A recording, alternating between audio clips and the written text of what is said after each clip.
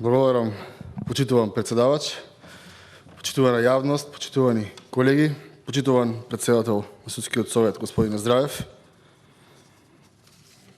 Пред да започнам, би сакал да истакнам дека извештајот кој што го имавте припремено за одуша друг собрански состав за 2019 година, го ценам исклучително високо, затоа што во него се запазени отприлика сите проблеми, сите параметри по кои што се гледаат дали и колку успешно судството.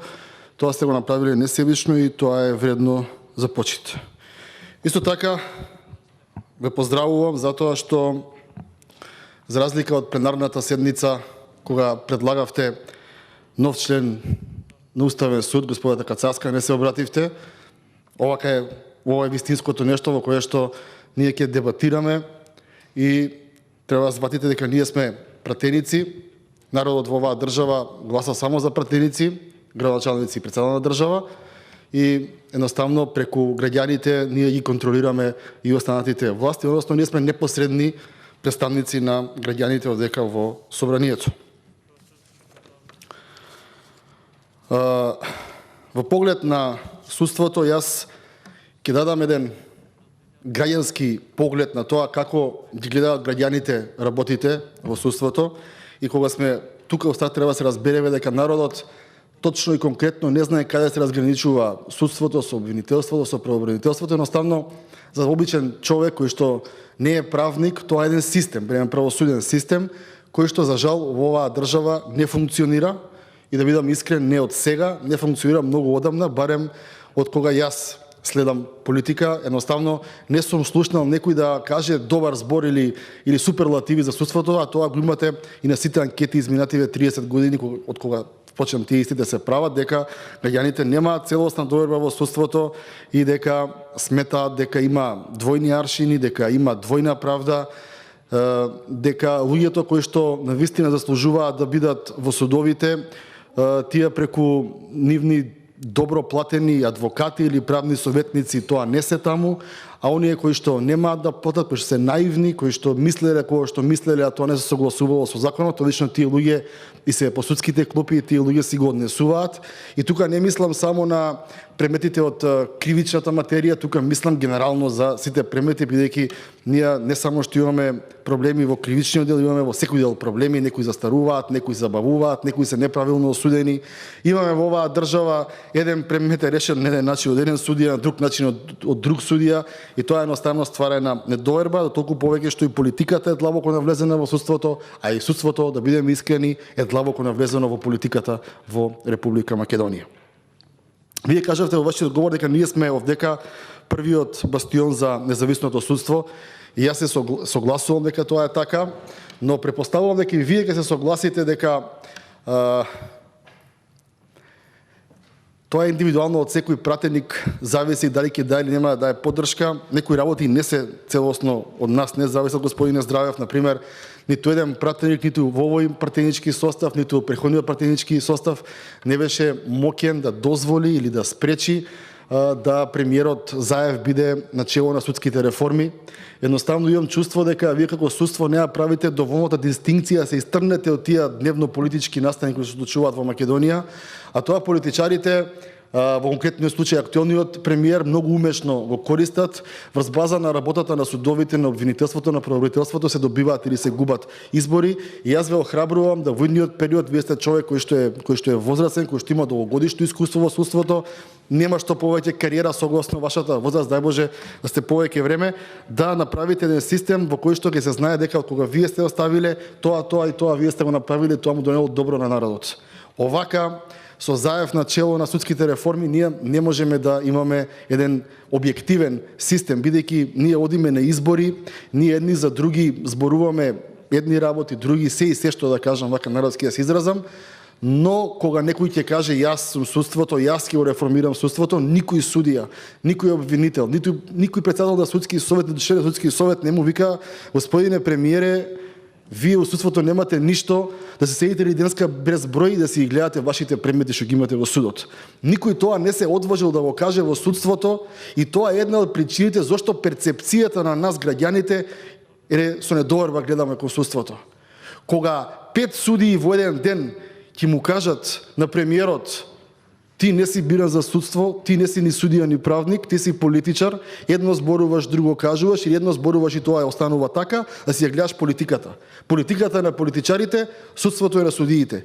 И сега дека тоа ние не го сватиме, ние ќе имаме проблем. Ама како што кажав, треба вие од судскиот совет, од јавно обвинителскиот совет да реагирате после секоја изјава на политичар кој сака да приграби било шо од некоја судска одлука.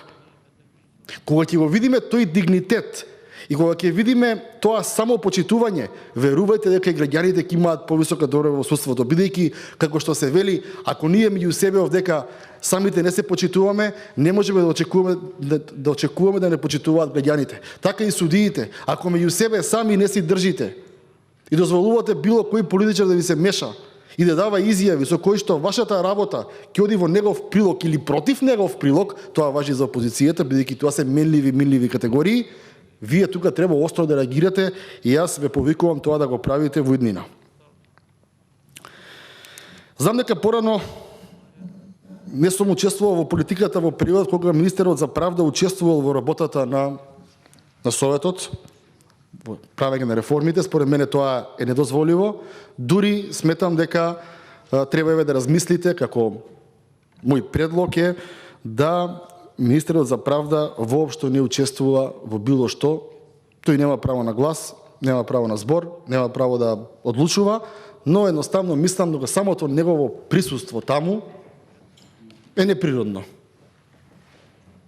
Судот е за судење, а правда е за други работи. Тоа е политика. Министер за правда може да биде и со правосуден и без правосуден. Министер за правда може да биде и со виша правна школа. Министер за правда може да биде и без правен факултет, политички гледано, бидејќи го бира собранието.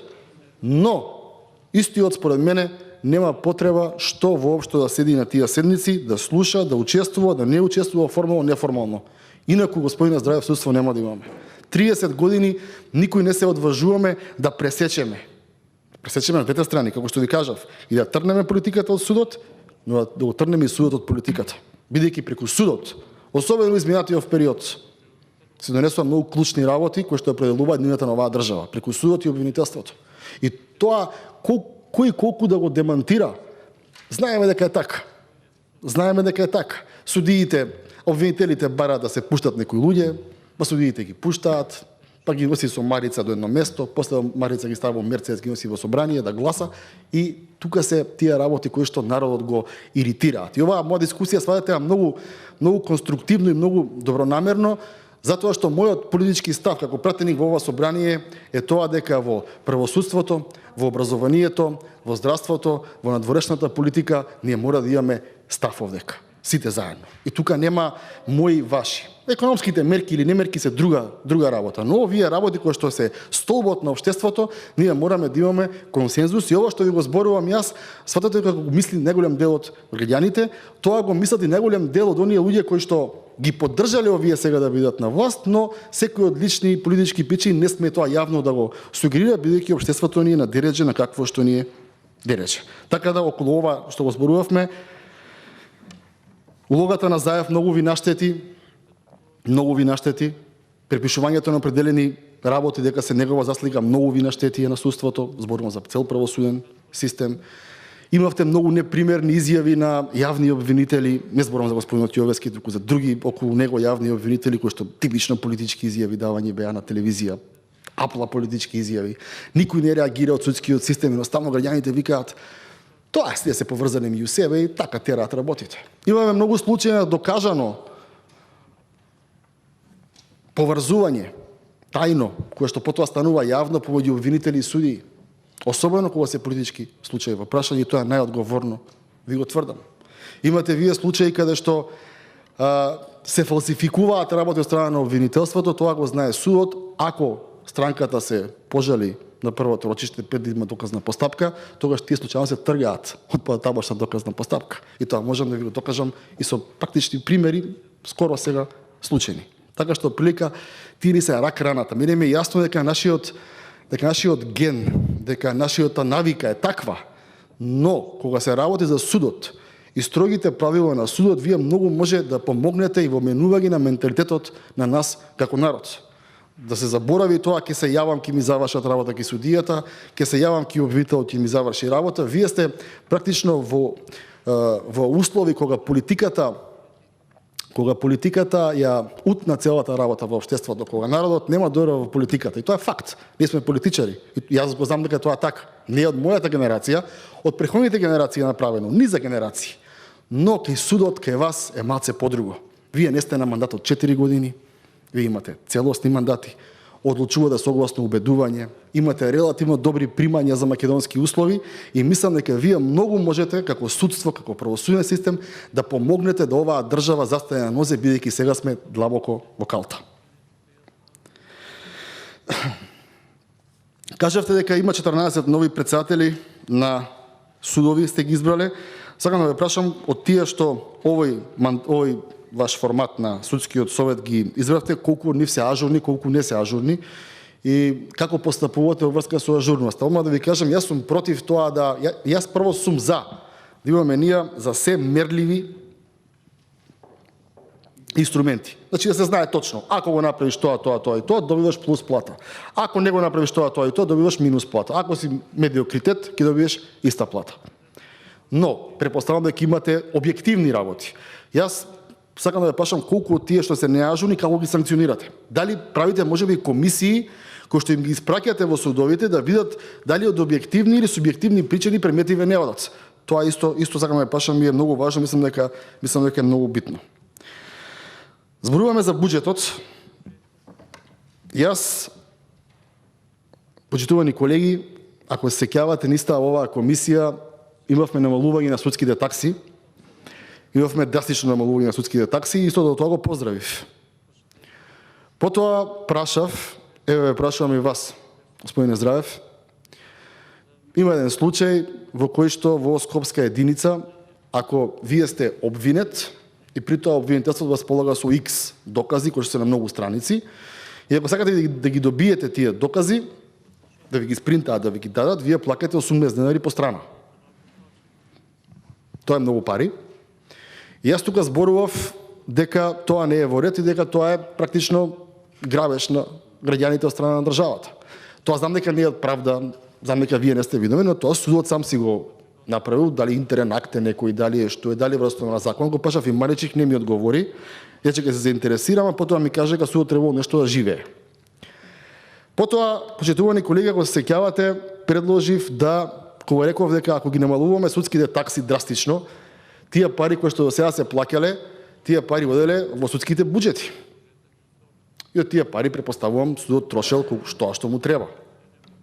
Во услови кога ги намаливме судските такси, реков добро сега што ќе правиме, луѓето ќе немаат пари. Сите не критикуваат за судството, нас ни треба реално пари, вработувања, информатичка технологија, да судство да тргне. Мене, председателот на оваа комисија, не е тука почитуваната колешка, сакам да спомнувам, ми кажа да не се секирам дека со буџетот 2021 година ќе имаме зголемен буџет во правосудството. Дојде буџетот за 2021 година, делот на правосудство беше намален. Судството има помалку пари од лани и од преклани. А сите не критикуваат дека немаме соодветно судство. И секој пратеник од мнозинството треба сериозно да се размисли зошто го поддржавме тој буџет, а сега лекаме и имаме наводно емпатија према господинот Здравев и судскиот совет, затоа што немале за вработување, немале за капитални инвестиции. Почитувани колеги, јас од опозиција викав да имаат зголемен буџет. Има видео снимки, 3 пати излегува повека, дајте му на судство буџет. Дајте му на обвинителство буџет да вработат луѓе. Дајте да заличиме сериозна држава. Вие гласавте буџет, и во судот е намален буџетот и во обвинителството за 20 милиони денари беа намалени средствата. И сега, вие се сочувствувате со тоа што немало правда во државата. Извинете, ама не сте повеќе во опозиција и редно е некој од мнозинството да превземе одговорност, бидејќи знаеме дека без пари нема успеси. Неслучајно се кажува, остави го што зборува премиерот, Тој може да каже се, тој околу него има 100 луѓе што пишуваат убави зборови, убави реченици, секого ќе го убеди, само отвори го буџетот, види кај одат парите и ќе знаеш како ќе се однесува во текот на целата година. Епа, господине Здравев, да знаете, парите кои што треба да одат во битни работи, отидоа во јавната администрација, каде што за 20 милиони евра го зголемивме буџетот во ово собрание од страна на владата, плюс останаа уште 50-60 милиони евра со законот дека мора да си одиш во пензија кога ќе наполниш пропишаната старост, веќе нема продолжување во администрацијата, и тие 17.000 луѓе што ќе останат годинава што ќе одат во пензија, тоа се практично празни работни места, наместо за 30-40 милиони евра да намалевме буџет за администрација, ние за 20 милиони го зголемивме. Имаме гап од 100 милиони евра само за администрација и тоа е една од битните причини зашто вие немате кадар. Но јас како опозиција ќе се борам, независно кој е на власт, независно кој е председател на судскиот совет и независно дали се согласувам со нивните потези на судството, ќе се трудам да ова собрание му овозможи соодветна логистика на судскиот и на обвинителскиот совет и на народниот правобранител, на државниот правобранител да функционираат. Тоа е многу важно за државата и тоа е многу поважно од тоа дали ќе имаме у државата 30.000 партиски вработени, привремено вработени или ќе имаме ич. Тоа е разликата. Значи не се сака. Не се сака. Да констатираме оваа влада преку буџетот и тоа што ви го дава вам на судскиот совет, на обвинителскиот совет, и таму е исто, нема да мислите дека само кај вас е. Секаде се крати, бидејќи не сакаме ние да правиме држава. Држава без судство не е држава. Понатаму, 140 судии ви фалат. Јас повторно ќе кажам, ве поттикнувам да го дигнете како судии гласот, бидејќи фалат луѓе во обвинителството. Го слушав и главниот јавен обвинител кој што исто така се жали дека нема кадар, дека нема пари за кадар, дека нема кој да му го плати кадар. Јас како Љупчо Пренџов, како пратеник во ова собрание, целосно ќе ве давам мојата поддршка да го дигнете гласот против овие кратења онаму каде што се најпотребни.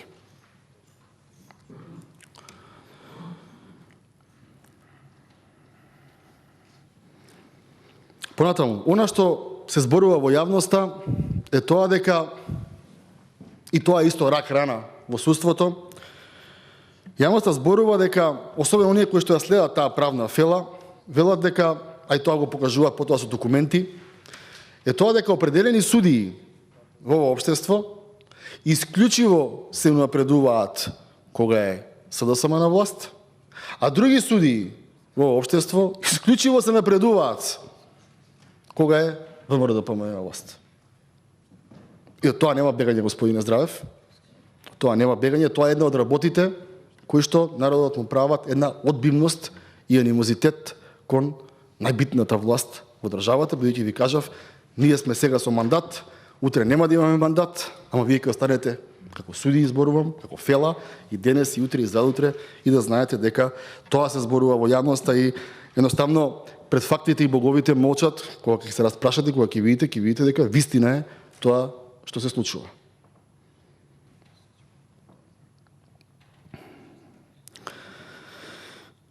Како судски совет имате една работа која што навистина не ви ја поддржувам и бев жестоко против тоа на пленарна седница, тоа е предлогот на Кацарска за уставен судија. И тогаш ви кажав и сега ќе ви повторам дека во македонското општество господјата Кацарска е јаболко на раздорот и дека колку повеќе ги има такви судии, повеќе ќе имаме добро во судството, бидејќи длабоко политиката навлезе во тие случаи кои што она ги водеше. И мислам дека тоа не ви беше добар потек во време во кое што општеството ни е поделено, бидејќи само ќе ве потсетам да знаете дека единствен полош конфликт од меѓуетнички конфликт е интраетнички конфликт. И ние македонците имаме интраетнички конфликт помеѓу нас. И вие на тој конфликт ни ставате Кацарска уставен судија. Тоа како судски совет воопшто не ви беше паметно, бидејќи тоа е јавна функција и вие требаше да знаете дека најголем дел од доминантниот народ во Македонија едноставно има многу лошо мислење за господите. Јас не ја познавам, можеби е одличен судија, тоа не го спорам, но вие мораше да мислите како судски совет дека тоа едноставно ќе разбуди многу духови во македонското општество и дека тоа не е фер на луѓето да го гледаат, бидејќи многу семејства заглавија, ни криви, ни должни, и вие тоа многу добро го знаете, и едноставно тоа се вика ставање на сол на раната, што навистина не е добро. Она кое што во делот во кој што зборувавте го апострофиравте е тоа дека имате околу 100.000 нерешени предмети. Како судови, така ве разбрав. Ама при тоа имаме 92% оценети судии многу добро. Супер се. И тие две работи некако не ми одат, претпоставувам дека имате образложение. Јас не разбирам, ама не ми е логично да во една држава со 1,5 милион луѓе кои што живееме реално овдека, да има 100.000 нерешени судски предмети. Така за Америка треба да има 6 милиона, 7 милиона, ако не и повеќе. И сега, ако Америка има 7-8 милиона нерешени предмети, а судиите се 92% супер, не знам, мене ми е малку тоа проблем, па ве молам ако може да ми го дообјасните. Најголемите забелешки на судството од странство започна почитуван судија во 2015 година со извештајот на Прибе. Вие го спомнавте извештајот на Прибе. И наместо едната номенклатура политичка во Македонија да уведи определени грешки од преходната политичка гарнитура, тие грешки како да и беше задачата да ги земе, да ги прошири, да ги надгради и само нив да ги работи. Значи тоа носење на закони за луѓе, тоа си продолжува.